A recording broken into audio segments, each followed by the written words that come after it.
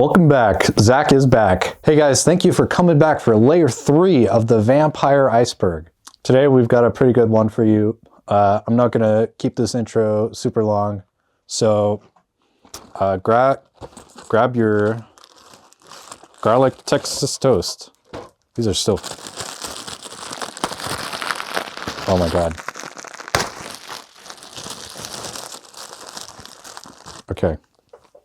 You grab your Texas toast and wow. Oh, so cold. I don't think we're not terrible actually. Okay. All right. Yeah, let's get into it. I'm gonna have another one. Varney the Vampire was first published as a serialized penny dreadful in 1845 and ran to 1847. It was then compiled as a book in 1847. It introduced a lot of tropes that would become staples of the vampire genre. The hypnotic powers, the fangs, the 2 puncture wounds on the neck, and the super strength. Unlike earlier vampires, Varney is seen as a sympathetic vampire. He tries to resist his urges, tries to go against his nature, and regrets his condition. He can walk in daylight and eat regular food like a normal human, but he doesn't really like it. He's also not afflicted by garlic and crosses like many other vampires.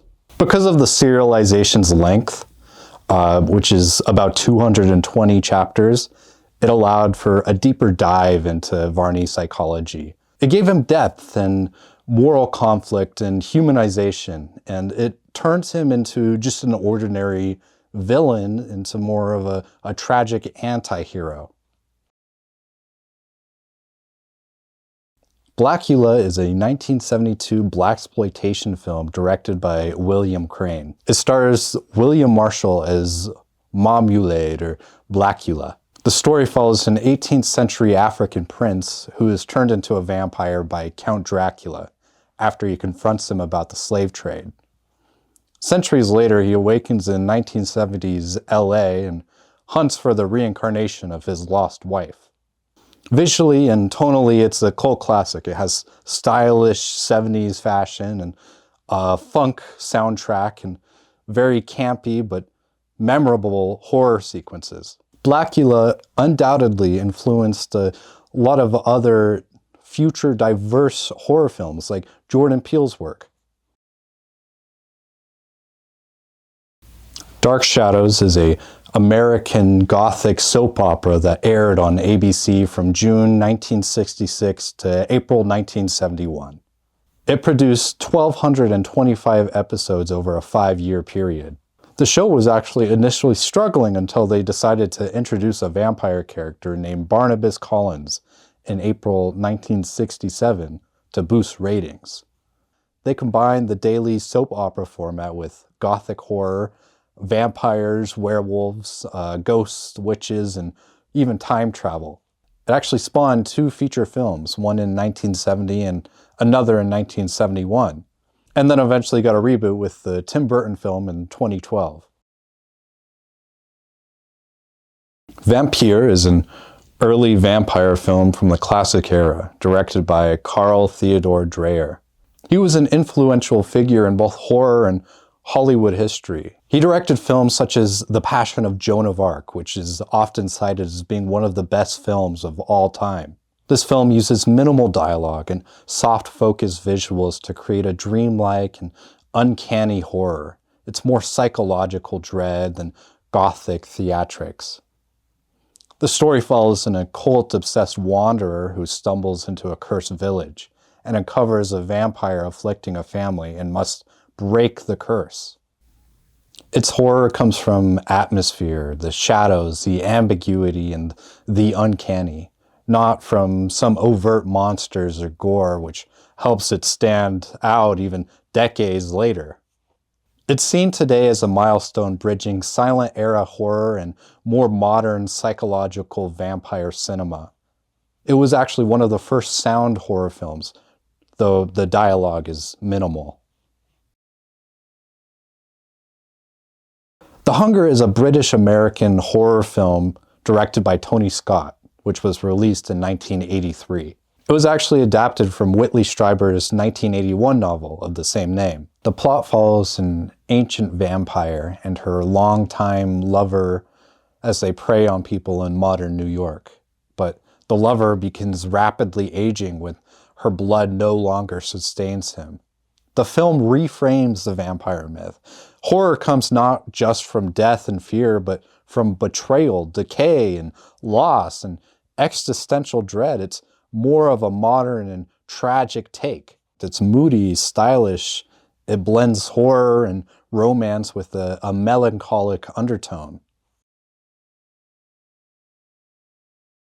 Daybreakers is a vampire film set in a dystopian future, 2019. 10 years after a plague afflicted humanity, turning most people into vampires, and the humans that are left are farmed for their blood. It stars Ethan Hawke as a vampire hematologist who is searching for a blood substitute before all of their food runs out. It flips the traditional vampire narrative. Vampires aren't hidden outsiders, but the dominant society, and they're facing a resource crisis as blood supplies run out. Vampires who don't feed turn into subsiders.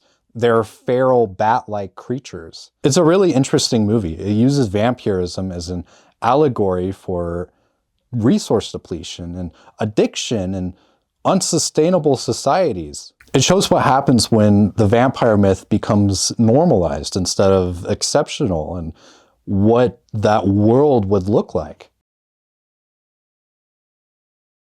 Thirst, directed by Park Chan-wook, is a South Korean vampire film following a Catholic priest who becomes a vampire through a failed medical experiment. It explores vampirism through themes of faith, desire, guilt, and moral degradation. The protagonist is torn between religious convictions and his newfound bloodlust and sexuality. This film treats vampirism as a curse as much as it does as a liberation. Supernatural power comes with the trade-off of complete moral degradation and the loss of self-control. It's a psychologically intense and morally complex film.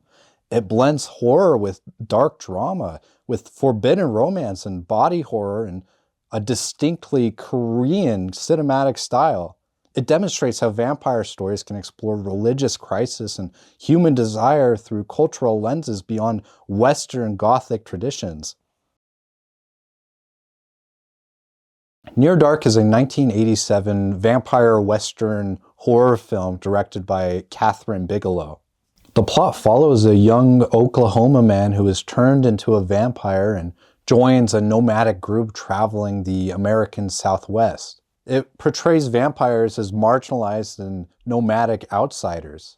It gives vampirism a raw, more realistic and socially alienated context rather than glamour. The tone and setting help reimagine the vampire myth for modern horror. It's grounded, harsh, and morally ambiguous rather than romantic or mythical. Let the Right One In is a 2008 Swedish film directed by Thomas Alfredson. The story follows a 12-year-old boy who befriends a vampire in the 1980s Stockholm suburb. Let Me In is the 2010 American remake directed by the one and only Matt Reeves, director of The Batman, the best Batman movie. Sorry, Dark Knight fans, but the throne has been taken. It explores themes of innocence corrupted, isolation, protection, and the violence hidden within intimacy. The horror comes from emotional complexity, not just blood.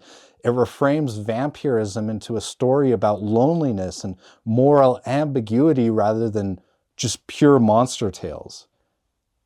It humanizes the vampire without erasing the horror of it.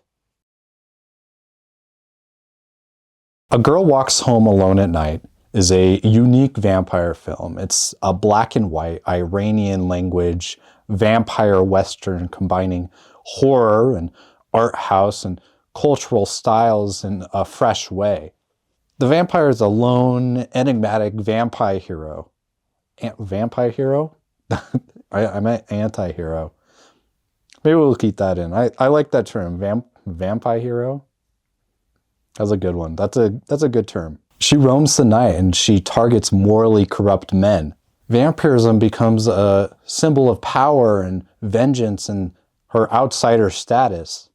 This film uses shadows and atmosphere expertly. It has this almost noir type feel to it. It turns this film into a moody and emotional and socially resonant reinterpretation of vampire tropes. It demonstrates how vampire stories can evolve beyond Western-centric Gothic horror. It adds cultural diversity, modern relevance, and artistic experimentation. Vampire Hunter D was originally a novel by Hideki Kikuchi, with the first volume published in 1983. The story is set in a post-apocalyptic, far future Earth, where vampires, called the nobility, and humans coexist, but the nobility dominate using both magic and technology. The protagonist, D, is a dhampir, a half-vampire and a half-human, who's often hired as a vampire hunter. The series mixes horror and dark fantasy, sci-fi and Western and post-apocalyptic tropes. It's really a culmination of pretty much everything. It has a unique genre blend that expands the vampire myth far beyond Gothic Europe. And because of its longevity, which is over 40 novels, plus anime and manga and comics, Vampire Hunter D shows how vampire lore can adapt to futuristic and speculative and hybrid genre settings, and not just classical horror. 1,000-Year-Old Vampire is a little bit different. It's not a novel or a film. It's a tabletop journaling and role-playing game. It was created by Tim Hutchings in 2019. The game's premise is that you chronicle the life of a vampire over centuries. You use journal-style entries, memories, and choices, which allow you to explore immortality, memory loss, and the horror of long-lived existence. Mechanically, the vampire has limited memory slots, and you kind of lose these over time, which is supposed to convey the feeling of having to live for so long and remember everything you've seen. The game has been critically lauded. It won awards like the 2020 Indiecade Award for tabletop design and any awards for best production values and best rules. I think that this entry is really interesting for the Vampire Iceberg because it's very different from anything we've seen before.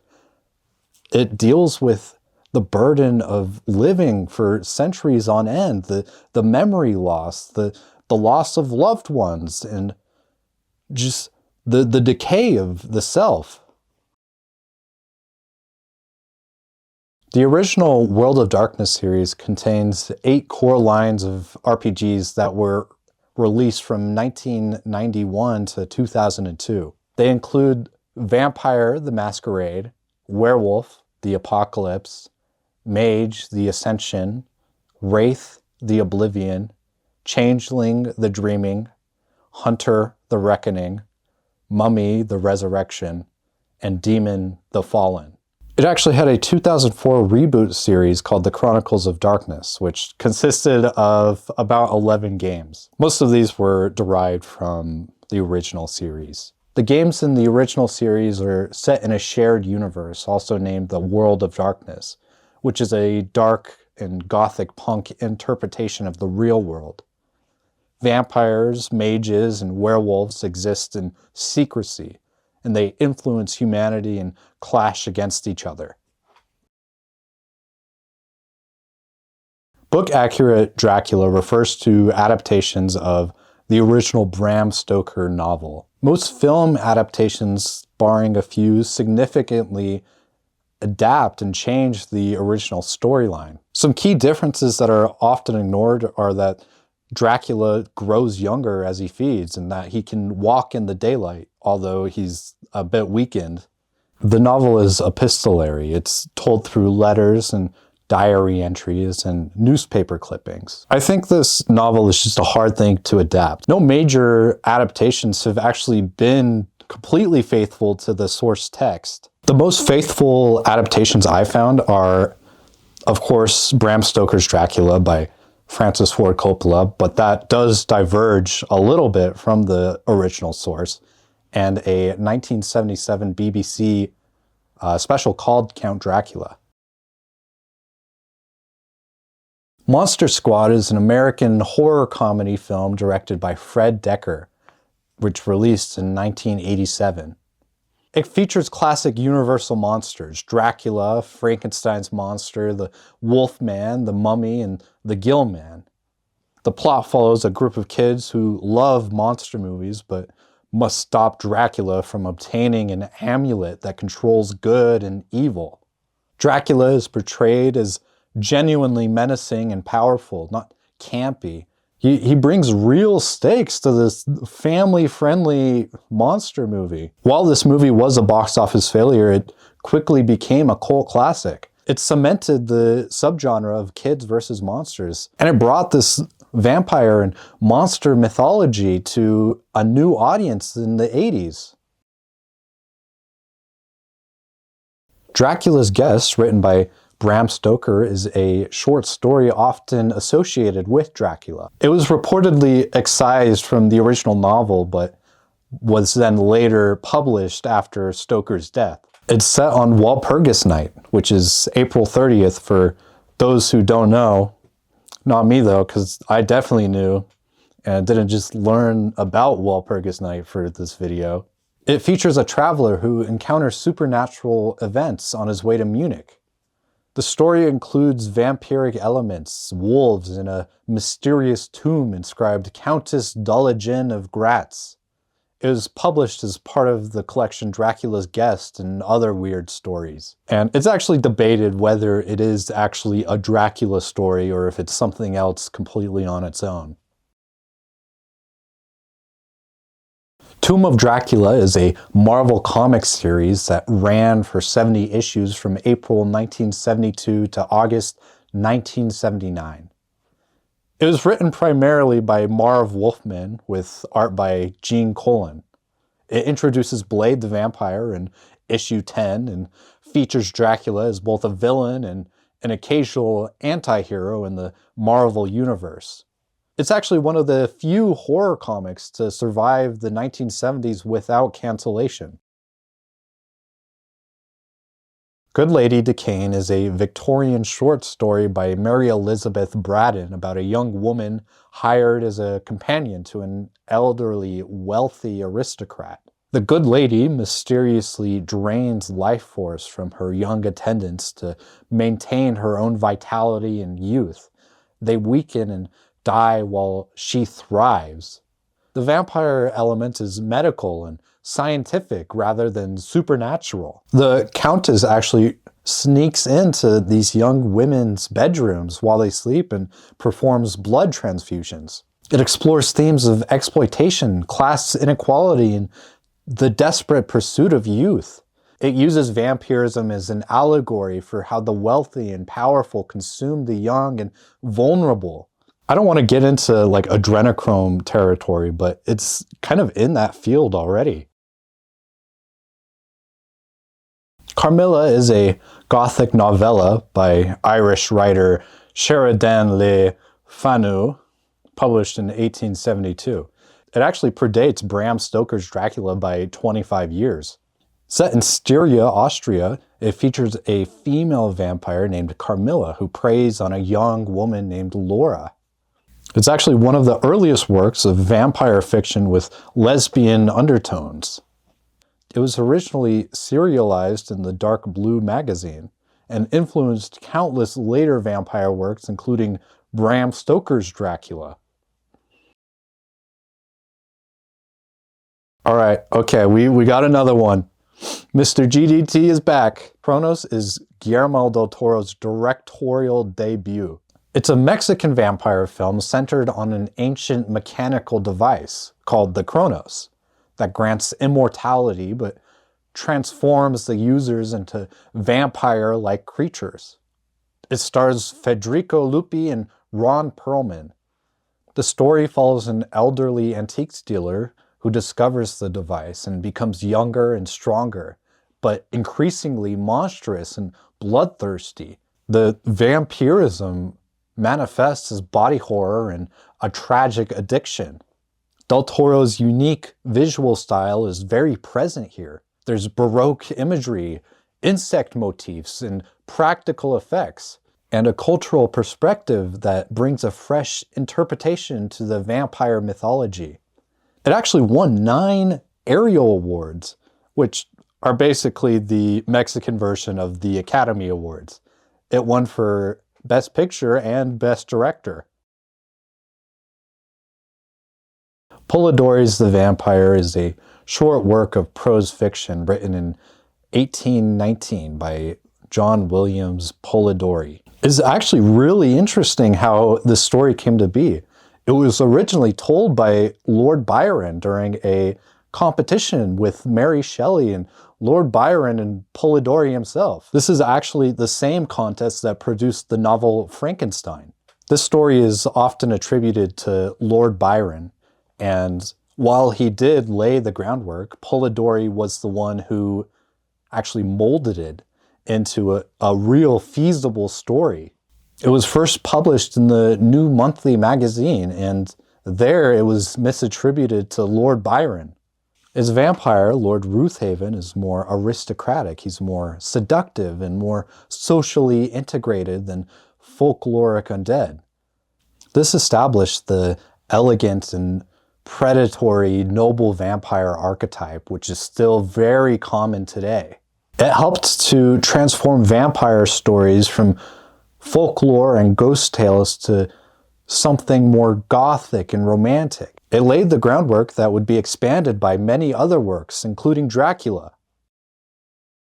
Alright guys, that was layer 3 of the Vampire Iceberg. Remember that there are 2 other videos that come before this, and we'll see how many. I have 10 layers on the iceberg, so we might make 10 videos out of this.